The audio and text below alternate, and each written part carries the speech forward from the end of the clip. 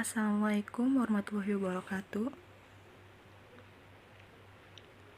Di sini saya akan menjelaskan tugas akhir semester 1, mata kuliah kewirausahaan. Dosen Ibu Haja Nunun Nur Hayati, Universitas Wiralodra Indramayu. Perkenalkan, nama saya Tarsini dari Prodi Manajemen 1B dengan NPM 612010120051. Profil usaha dadar gulung. Latar belakang. Era modern saat ini sangat dituntut inovasi-inovasi dalam berbagai bidang termasuk makanan. Saya rasa kalau makanan tradisional tidak dikembangkan dengan baik, maka makanan itu hanya sekedar makanan yang musiman yang tidak menutup kemungkinan akan digeser dengan makanan yang modern. Oleh karena itu, saya mencoba untuk mengoptimalkan kesempatan yang saya miliki untuk membuat sesuatu makanan tradisional yang disajikan dengan kreasi baru. Di samping karena ada peluang, ini juga dapat mempopulerkan dan melestarikan makanan tradisional Indonesia. Melihat prospek yang baik dari makanan ini, maka saya tergerak untuk membuat makanan yang berbeda. Tujuan usaha. Pertama, memproduksi dan menjual makanan yang sehat, halal, enak, bermutu, dan berbeda dari yang lain. Kedua, mengutamakan kualitas bahan baku. Ketiga, menjual inovasi baru. Keempat, memberikan harga yang terjangkau. Manfaat usaha. Pertama, belajar cara memproduksi makanan. Kedua, mampu berinovasi dalam membuat usaha. Ketiga, melatih jiwa entrepreneurship. Keempat, melatih kemandirian. Dan kelima, semua keuntungan mutlak menjadi milik kita. Data pemilik. Nama Tarsini, jenis kelamin perempuan. Tempat tanggal lahir Indramayu 9 Mei 2001. Alamat Jalan Patimura, Desa Karanganyar Ilir, RT 08, RW 03, Kecamatan Pasekan, Kabupaten Indramayu, Jawa Barat. Aspek pasar. Gambaran umum pasar dan sasaran. Dadar Gulung adalah perusahaan yang berjalan pada bidang penjualan produk. Lebih tepatnya, produk makanan ringan. Dadar gulung merupakan makanan tradisional yang mengandung gizi yang terdapat di dalamnya. Jenis produk yang dipasarkan. Produk yang saya pasarkan merupakan dadar gulung dengan berbagai varian rasa dan isi yang mempunyai tampilan yang unik, yaitu warna-warni dan juga memiliki kandungan yang bergizi. Target pasar. Produk dadar gulung bisa dinikmati oleh berbagai kalangan, mulai dari anak sekolah, mahasiswa, pegawai kantoran, ibu rumah tangga, sampai dengan lansia sekalipun dapat menikmati produk ini, karena menggunakan bahan-bahan yang alami dan berkualitas. Pesaing.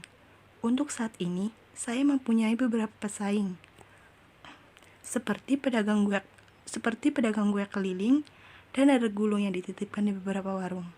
Walaupun dadar gulung sudah sedikit demi sedikit menghilang saat ini, namun pengaruh pesaing terhadap penjualan dadar gulung sedikit berpengaruh, karena para pesaing sudah terlebih dahulu berjualan dadar gulung, dan juga tempat perjualannya yang cukup strategis, sehingga banyak orang yang melakukan aktivitas di sekitar tempat tersebut, dan sering membeli dadar gulung di sana.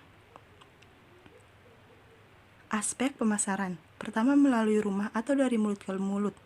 Kedua, melalui promosi di media sosial. Analisis SWOT.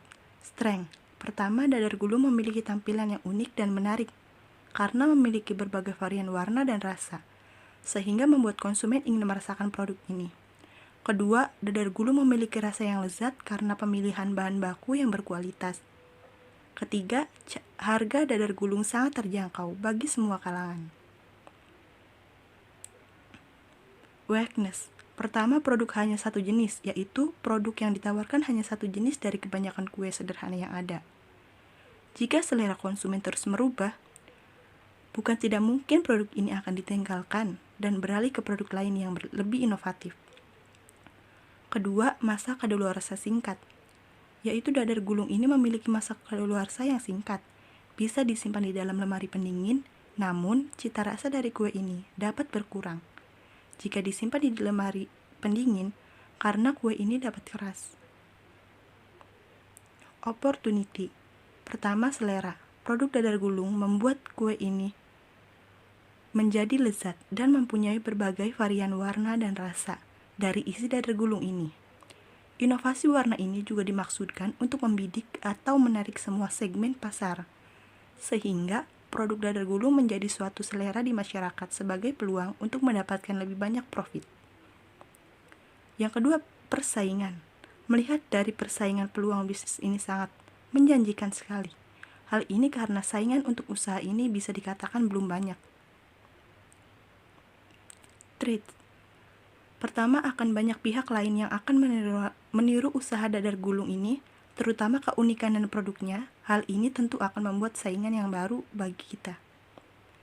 Yang kedua, adanya pedagang-pedagang asongan atau tradisional yang ada di masyarakat dan berkeliling menjualkan dagangan dari dadar gulung mereka dengan harga yang lebih murah.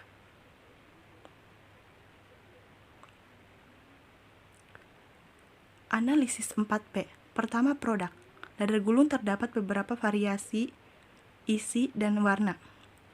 Kedua, promotion, masyarakat sekitar, dan sosial media. Ketiga, price, satu box dadar gulung berisi 5 biji dengan harga 10.000 dan 12.000. Keempat, place, rumah sendiri. Aspek keuangan, biaya operasional dan pemasaran awal. Tepung terigu setengah kilogram 10.000, tepung sagu 1/4 kilogram 2.500, kelapa parut 5.000, gula merah 1/4 kilogram 7.000, blue band 1 saset besar 7.000, nangka setengah kilogram 10.000, plastik 1 bungkus 6.000, pewarna pandan 5.000, 10 pak box plastik silverware 20.000, dengan total 72.500. Itu adalah biaya produksi. Perhitungan laba. Dadar gulung yang dijual per box isi 5 dengan harga 10.000 yaitu dengan isi kelapa, dan 12.000 yaitu isi kelapa dengan nangka. Saya membuat 10 box dadar gulung, 5 box isi kelapa dan 5 box isi kelapa nangka. Jadi 5 kali Rp 10.000 sama dengan 50.000, dan 5 dikali Rp 12.000 sama dengan Rp 60.000. Jadi totalnya Rp 110.000. Modal awal Rp 72.500. Saya akan menghitung labanya, yaitu 110.000 dikurangin 72.500 sama dengan 37.500. Jadi laba yang saya dapatkan adalah Rp 37.500. Di sini saya akan menjelaskan cara pemesanan. Bisa dilihat di bawah sini. Sekian dari saya. Wassalamualaikum warahmatullahi wabarakatuh.